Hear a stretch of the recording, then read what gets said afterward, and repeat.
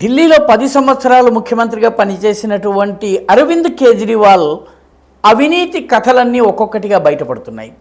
తాను గవర్నమెంట్ స్కూళ్ళని బాగు చేస్తున్నాను, 20,000 కొత్త తరగతి గదులు కట్టించానని ఆయన ప్రకటించారు.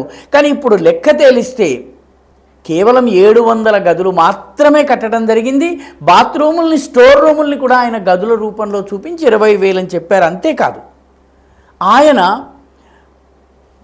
స్కూల్ కోసం చేసింది తక్కువ, ప్రచారం కోసం చేసిన ఖర్చు ఎక్కువ. ఉదాహరణకి శిక్షా క్రాంతి, డ్రీమ్ స్కూల్ ఇటువంటి స్కీమ్స్ని ఆయన తీసుకొచ్చారు. హ్యాపీనెస్ కరిక్యులం అనేటువంటి ఒక కరిక్యులం తీసుకొచ్చారు. దానికి 4 కోట్లు ఖర్చు అయింది.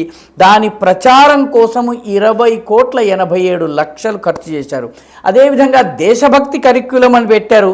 49 లక్షలతోటి ఈ కరిక్యులంని తీసుకొస్తే దాని మీద 11,49,00,000 రూపాయలు ఆయన ప్రచారానికి ఖర్చు చేశారు.